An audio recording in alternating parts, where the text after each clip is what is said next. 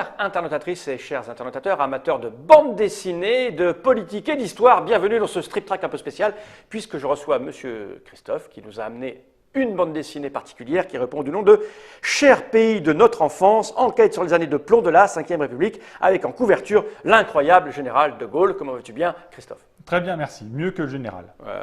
Oui, parce que là, en plus, il est, si on voit bien, il s'est pris une petite tache de sang. Ouais. Parce que la Ve République et l'histoire du général de Gaulle est une histoire qui démarre sur des actes héroïques, la libération de la France, tout ça, la résistance, et puis des tas d'événements qui ont un petit peu porté préjudice à son image, qu'on a essayé d'un peu de polir avec parce que les gens se réclament souvent du gaullisme, mais il y a quelques éléments qui sont un peu perturbants dans cette histoire-là. Et donc cette bande dessinée, signée Étienne Davodo et Benoît Colomba, nous le raconte. C'est édité par les éditions, alors il y a un petit truc qui est là, Futuropolis. Voilà. C'est ça l'idée? Alors ça, c'est pour attirer les gens sur les étals? Oui, voilà, c'est ça. Quand un auteur de bande dessinée et un grand reporter fouillent le secret de la Ve République. Donc c'est une bande dessinée documentaire. C'est un documentaire. Il faut savoir qu'Étienne Davodo, donc le dessinateur de bande dessinée, dessinateur et scénariste, c'est un des piliers du documentaire en bande dessinée. Hein. Lui-même en a fait pas mal. Son principe, c'est d'interviewer des gens et d'arriver à en faire une bande dessinée derrière. Et c'est quelque chose d'assez sensible et pas évident à faire. Et Étienne Davodo est très très fort pour ça. Pour ce livre-là, il s'est associé à Benoît Colomba, qui est un journaliste de France Inter, spécialisé entre autres dans certaines affaires politico-criminelles. Et donc là, ils se sont mis ensemble pour faire tout cet album. Cet album, donc Cher pays, notre enfance, ça fait référence à une célèbre phrase de Gaulle qui parlait de Cher pays, mon cher et vieux pays. Et là, ça parle, donc cette histoire-là ils reviennent sur des histoires de la France, en France, dans les années 70, les années de plomb. Quand on parle des années de plomb, généralement, on pense à l'Italie sur les attentats, tous les crimes faits par la mafia, etc. C'est vrai qu'en Italie, il y avait toute une relation entre la politique et la mafia qui était très très forte, avec beaucoup d'assassinats de juges, de policiers, etc. Et on oublie qu'en France, on a eu aussi des juges assassinés, des policiers qui sont passés de l'autre côté de la loi, et même un ministre qui est décédé dans des conditions un peu particulières. Il y a des suicides un peu étonnants. Alors, pour planter le décor tout de suite, ce n'est pas une bande dessinée pour se divertir en s'amusant et en rigolant. C'est un truc extrêmement sérieux. C'est extrêmement sérieux. D'accord. Et c'est très intéressant parce que, alors c'est fait pour les gens qui s'intéressent à l'histoire et on va dire à la politique, au moins à l'histoire, puisque là on revient sur des témoignages des années 70 et on apprend beaucoup de choses. Clairement, c'est une BD une bande dessinée qui permet pour ceux qui ont connu cette époque-là, de peut-être aller plus loin dans l'explication de certains événements qu'ils ont connus, mais sur lesquels il y avait une vraie chape de plomb. Toujours, et encore maintenant, je le disais juste en introduction, sans savoir de quoi parlait vraiment la bande dessinée, mais il est vrai que le général de Gaulle est arrivé au pouvoir suite à la libération, donc un héros. Et puis après, il a quand même été confronté à la guerre d'Algérie, à toutes ces choses-là. Il y a eu des exactions à Paris. On en parlait juste avant l'ouverture. Tu disais que ça parlait aussi du SAC. Voilà. C'est-à-dire que le SAC, ça a été une espèce de police parallèle qui a été montée pour un petit peu assurer des missions. Si vous vous faites rattraper, on ira vous avoir confié des missions. Voilà. Mais il s'est avéré que forcément, après la libération, parce que ça commence en 70. Les premières histoires se passent dans les début des années 70, oui. Ouais, donc voilà, c'est à peine 15 ans après la guerre. Je veux dire, donc voilà, il y a des gens, parce que De Gaulle est toujours là, il a été pendant la guerre. Et donc le SAC s'est retrouvé avec un ramassis, pas de bandits, mais pas loin. C'est-à-dire qu'au fur et à mesure, ça devait probablement partir d'une bonne intention. Qui s'est transformé, on a retrouvé à l'intérieur des collabos. Alors, le SAC a été créé beaucoup plus tôt, le SAC a été créé dans les années 60. Donc le SAC, c'est le service d'action civique.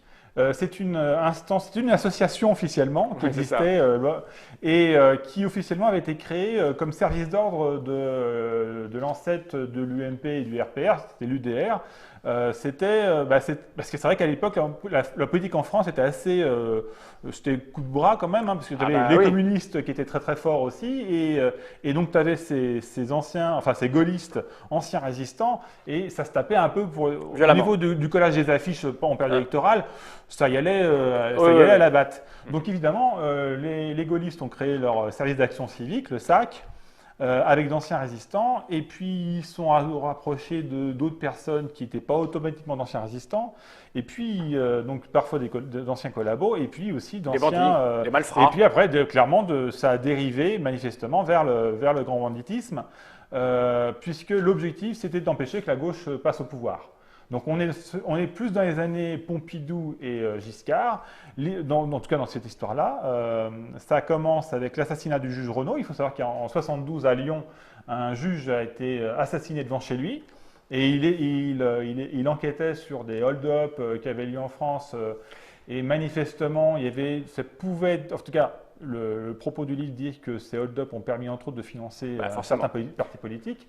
Et l'album se termine sur le suicide, entre guillemets, de Robert Boulin, qui était ministre de Giscard, gaulliste de gauche, qui était clairement en opposition avec les anciens du SAC, avec les réseaux du SAC de l'époque, et avec le clan Pasqua qui était en train de soutenir la prise du pouvoir du parti gaulliste par Jacques Chirac.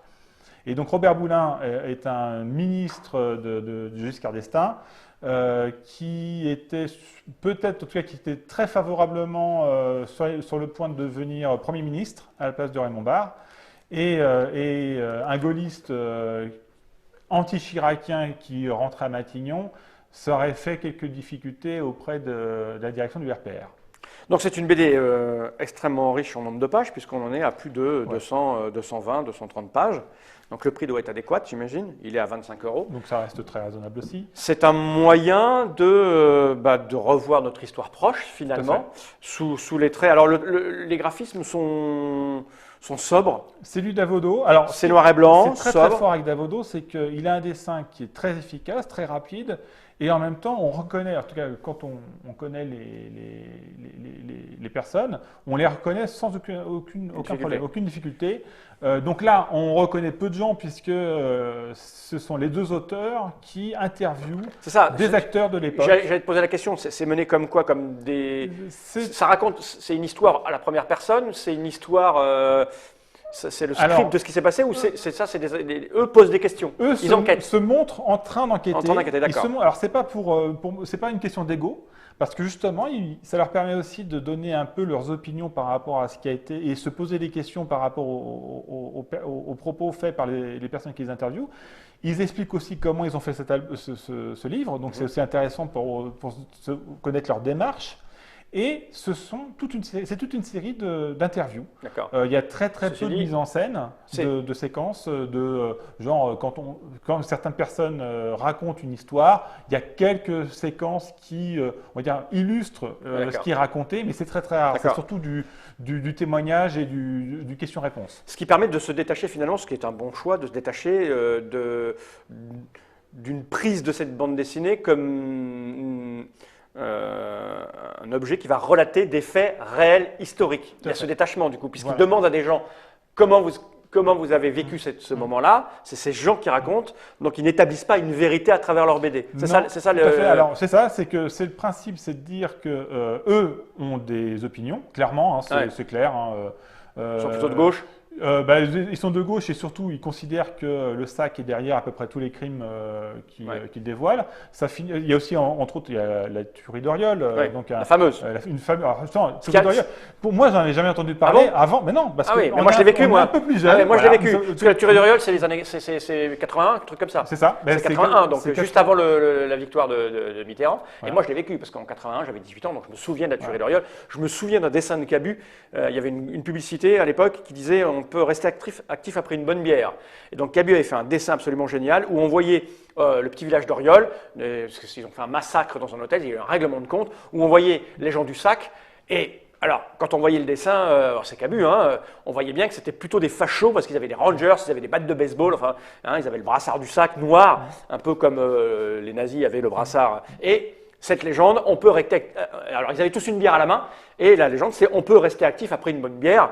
Et le sac en était la preuve, parce qu'ils buvaient des bières, ils tapaient sur tout le monde. Donc, ça m'a toujours marqué, la tuerie d'Oriol, associée à cette image et cette phrase, on peut rester actif après une bonne bière. Et la tuerie d'Oriol, c'est ce qui a mis officiellement fin au sac, puisque c'est là, alors pour l'histoire, hein, c'est un militant du sac qui se fait exécuter par d'autres militants du sac, sauf que quand ils ont voulu s'occuper de lui, il y avait la famille et ils ont massacré tout le monde. La famille, le gamin, les amis qui étaient sur place, etc. C'est plus défendable. Et c'est clairement, et c'est ça qui a fait un scandale extraordinaire et qui a fait qu'il y a eu une commission d'enquête. Ils parlent de la commission d'enquête. Ils ont même été lire les interviews, pas les interviews, c'est des témoignages qui ont été faits lors de la commission d'enquête. Donc ils ont été au Parlement et ils ont lu les comptes rendus des entretiens.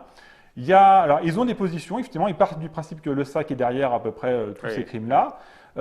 Et ils ont des témoignages donc, de journalistes, de policiers, de syndicalistes, de politiques de l'époque. Tu vois, il y a un moment, ils vont interviewer Gilbert Collard, mais pas en tant que... ils disent alors, on est bien d'accord, c'est pas le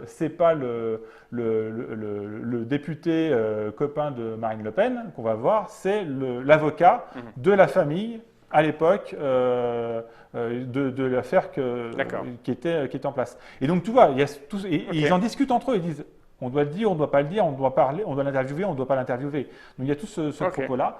Et c'est vraiment passionnant, tu vois, parce que voilà, pour ces gens de ta génération, j'allais dire, il y a plein d'événements que tu connais et que toi tu remémores, et peut-être que tu vas apprendre des trucs dessus. Et pour tous ceux qui sont plus jeunes et qui s'intéressent à ces années-là, on apprend énormément de choses. C'est un vrai documentaire. Et ce qui peut être intéressant, parce que souvent, à notre époque, avec les réseaux sociaux et tout ça, on n'arrête pas d'entendre et de lire que le monde court à sa perte, que les hommes politiques sont tous pourris, que tout ça, ça va finir droit dans le mur.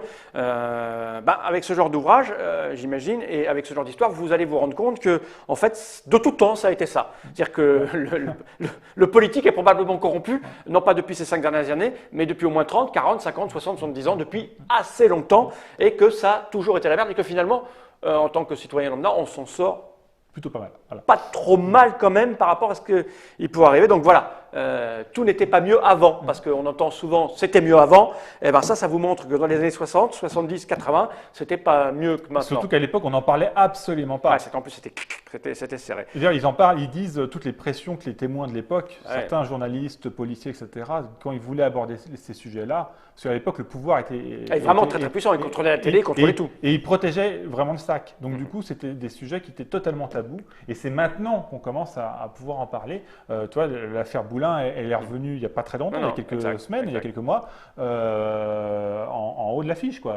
L'enquête n'est toujours pas terminée sur un meurtre, en tout cas sur une mort qui a eu lieu en 80. Oui, c'est ça, dans les années 80. Cher pays de notre enfance, enquête sur les années de plomb de la Ve République, c'est le titre de cet ouvrage, qui est une bande dessinée particulière parce qu'elle n'est pas franchement faite pour divertir, ce qu'on attend généralement de la bande dessinée, elle est là pour informer, pour votre Coran, un autre moyen d'approcher, d'apprendre de l'histoire. Et le reportage, c'est Futuropolis, Étienne Davodo et Benoît Colomba. Merci Christophe d'être venu jusque-là pour nous présenter cette petite chose.